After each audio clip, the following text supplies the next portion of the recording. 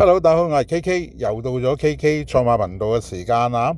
嗱，嚟緊就唔係跑星期日，係跑星期六㗎，真係馬不停蹄，追趕跑跳碰啊！嗱，星期六咧就編排咗10場嘅泥草混合賽嘅，咁就係3泥7草㗎。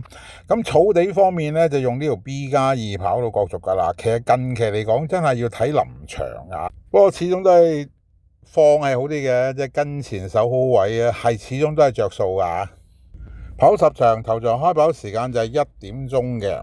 咁停賽騎師嚟講呢，就係冇㗎，田泰安係押後停嘅。咁第一場嗰隻5號添喜運呢，啱先跑完嘅咋，而家又出嚟跑。今次3T 同6保獎都冇多補㗎。至於跑道嚟講，應該都係好似塊地㗎啦。呢幾日真係天朗氣清，近期嘅洛飛黨真係非常之狼死啊！好似琴日啲賽事咁，真係你睇見咧，真係如取如攜。好多場賽事都俾人搶錢嘅，係撳住嚟搶嘅。如果你中咗嘅話，你都好谷氣。咁但係冇辦法喎，遊戲規則係咁啊。咁你一係接受，一係唔接受啦。咁始終人都有本事嘅。睇下可唔可以掹下車邊啦？嗱，今次呢一節咧應該係專捉攬馬嚟嘅，呢隻馬應該唔會話太熱㗎。咁就同大家分享下第一場啦，5班啦，1650米嘅賽事，一場泥地嘅賽事啊。一場對於我嚟講咧係比較簡單呢個賽事嚟嘅，因為有幾個馬房啦，有幾隻馬啦，呢場馬一定係出手㗎啦，即係睇下邊個手關硬咁解嘅啫。嗱，同大家分析下先啦，一啲機會比較次啲嘅馬匹先。13號呢隻同寶寶，嗱呢隻馬咧上次咧小弟係有推介㗎，一出閘已經輸咗啦。呢啲馬咧5班馬，你一蹬喺尾咧，基本上冇得跑。基本上到5班咧係唔可以容許咧有任何一個判斷錯誤啦，一個意外啦，係要係完美咁發揮先贏到馬。啲馬跑完上次之後咧，咁啊快跳咗貨。狀態都仲可以保持到嘅。嗱，呢場馬嚟講咧，伍鵬志咧出咗3隻馬，一定有一隻喺度。呢場馬一定係搏開齋㗎，仲要擺埋個添喜運出嚟啦。嗱，真係要安居平路嗰隻㗎。呢場馬一定要捉一隻伍鵬志嘅。至於呢隻同寶寶嚟講，唔係話佢唔得咯，即係始終係一隻失準難靠嘅馬嚟咯。咁難以委以重任嘅。12號呢係型到爆，嗱呢隻馬咧都係我自己選擇之一嚟嘅。嗱呢隻馬咧上季跑過9次啦，嗱贏到馬㗎，贏馬嗰次喺650啦，長發谷嘅1650啦，嗱幾好走勢嘅，贏阿俏郎中啦。咁啊上次初出咧跑長發谷1650咧，嗱走勢都相當唔錯，出閘咧就喺中間啦，攝埋埋邊跑啦，入到直路嚟講咧，嗱保持到啦，加唔到速。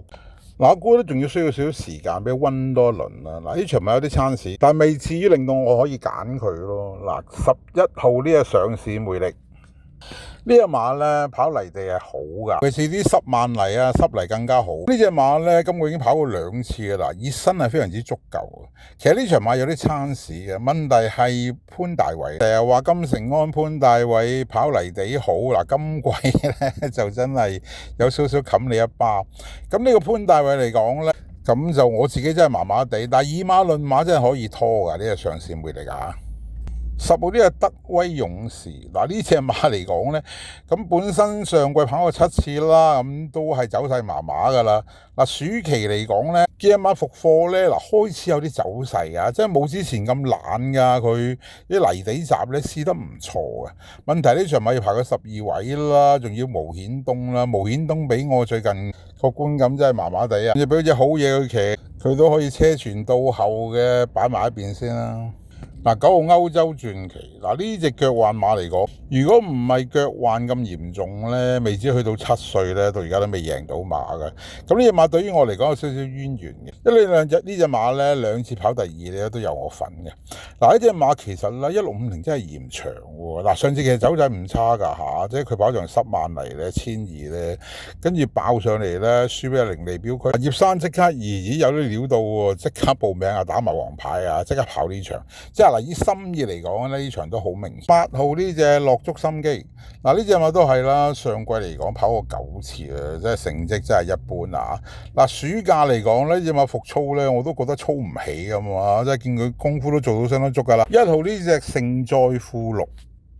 嗱，呢隻馬真係絕對要小心啊！嗱，呢隻馬嚟講咧，上季跑過5次啦，30部隊嚟㗎，全部都係雙位數。嗱，復課嚟講，7月27號開始復課啦。嗱，快跳咗成10幾課，或者馬真係有啲進步啊！即係見佢咧扯住走㗎，好多課拍跳啊，好肯走㗎，課泥閘都試得幾好啊，放星試啊，即係出閘快。咁啊，沿途翻嚟隻馬都好肯走，呢隻馬一定要小心啊！即係佢減9分落嚟5班跑咧，絕對要留意呢隻勝在附錄。至於呢場馬入邊咧，有幾隻馬就一定係出手嘅。2號呢隻閃耀威龍啦，3號嘅精明選擇啦，5號嘅午夜快車同埋呢隻7號嘅熱白。至於呢場馬 Win Pay 膽咧，我會揀4號呢隻午夜快車嘅。揀嘅原因咧，呢隻馬一定係有啲分頭嘅，即係幾隻馬嚟講咧，咁直播率就非常之夠嘅。呢隻午夜快車嚟講啦，嗱，本身希斯道上季跑過7次啦，都係30部隊嚟㗎啦，即係1次3甲都未入過嘅。至於今季初出啦，跑場係沙田嘅1400，嗱，入到直路都望唔到空㗎，跟住跟散咗。呢隻馬由52分起步，而家減到而家38分。其實呢隻馬咧，睇翻嗰啲血統咧，佢美國種嚟嘅，泥地種嚟嘅。呢隻馬係一定識跑泥地嘅。佢之前試啲泥地閘啊，好靚。最近啦，艾杜拿幫佢試嗰課千二泥地閘啊，嗱，出閘喺5-6位啊。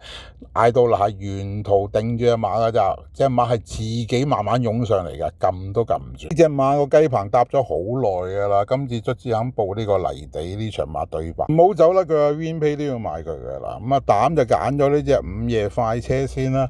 嗱，如果單 Q 嚟講咧，我揀3號精明選擇，因為五棚子我覺得佢3隻馬一定有一隻喺度。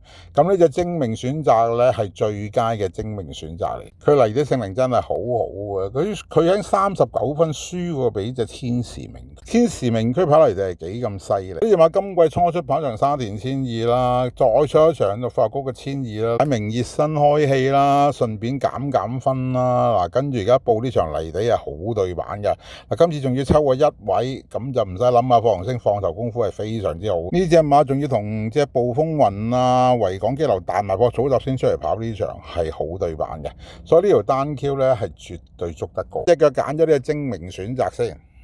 嗱，至於第二隻腳咧，我揀7號嘅爆熱，揀嘅原因佢真係好着數啦。呢隻馬咧曾經嚟香港嗰時係84分㗎，跑到今時今日6歲啦，咁就都未贏到馬㗎，得4個第3咁大把嘅啫，即係分真係減到好着數。同埋呢隻馬泥地係相當唔錯嘅，馬都服㗎啦，由5棚之後拉咗高東嚟到啦，咁都操到足晒㗎。高東嚟都落足晒心機㗎啦，即係快跳咗10幾課啊，閘啊，所有嘢都做到足晒嘅。咁課泥閘都試得好靚㗎。咁中意禮試㗎，出閘都喺4-5位啦。嗱，試一試佢就好有追勢。即係翻咗嚟香港之後咧，中意禮即刻同佢快跳翻貨啊！隻馬走過嚟有啲勁度嘅，呢場馬似樣啊，呢隻爆。第二隻腳咧就捉翻呢隻爆熱先嘅。